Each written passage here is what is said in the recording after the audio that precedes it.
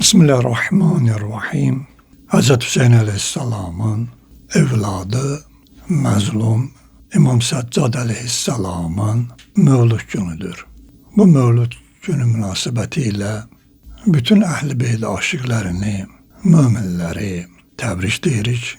Dünya ahirətdə Allah'ın İmam Səccadın həm ziyarət hava şəfaətindən bizləri binəsib etməməsini dua edirik.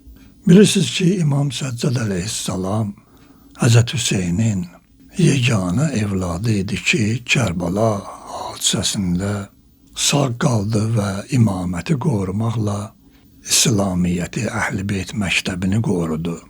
Onun əsl adı Əlidir. Əli ibn Hüseyn.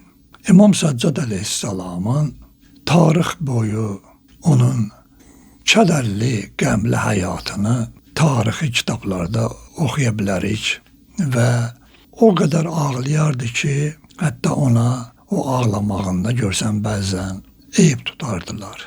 Necə ki, biri ona söylədi, ey Əli ibn Hüseyn, sən ki, bu qədər ağlayırsan, axı nə qədər ağlayacaqsan? Həzrət buyurdu ki, Yaqub Peyğəmbərin bir oğlu Yusif idi, 12 evladından biri Yusif idi ki, bilirdi ki, sağ damı əlindən uzaq düşmüşdü. O qədər ağladı ki, gözləri ağardı. Amma mənim gözümün qabağında nə qədər şəhid, atam, qardaşım, əzizlərim dünyasını dəyişiblər, qətlə yetiriblər. Mən nə qədər ağlamalıyam. Yəni, bütün həyatım boyu mən onlara göz yaşı töksəm də azdır.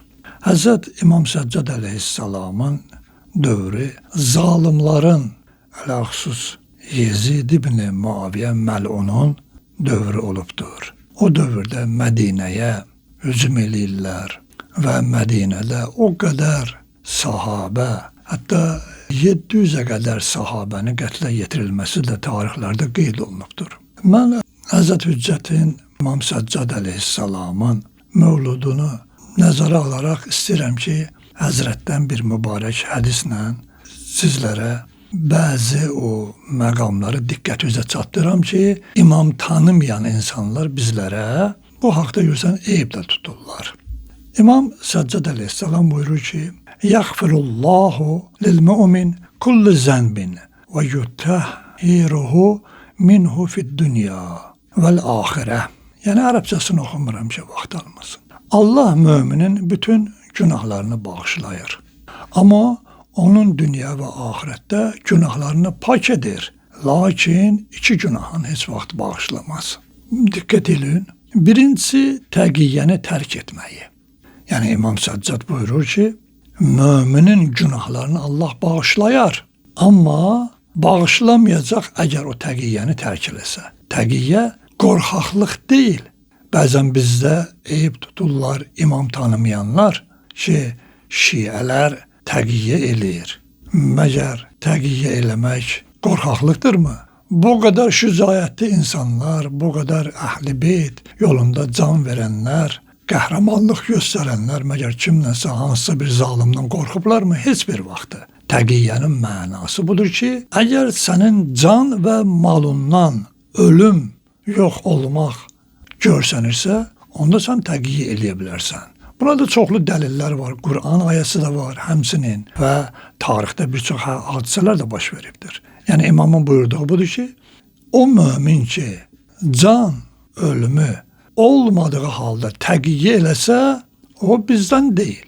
Amma təqiyyə eləsə canın qorxusundan, əlbəttə vacibdir və Allah onu bağışlayar. İkincisi açıq budur ki, din qardaşlarının haqlarını zayi etməyi Allah bağışlamayacaq. Yəni, bir müminin ki, din qardaşı, mömin qardaşı, əgər görürsə ki, onun haqqı gedir, zalim insanlar onun haqqını aradan aparır, əgər onun haqqını qorumasa, Allah onu bağışlamayacaqdır. Odur ki, mümin iki şeyi yadından yerə çıxartmasın. Təqiyyə və din qardaşının haqqı. Bunları əməl eləməsə, Allah onu bağışlamayacaqdır. Allah dünya ahirətdə bizi İmam Səccadla bahəm məhşur eləsin inşallah.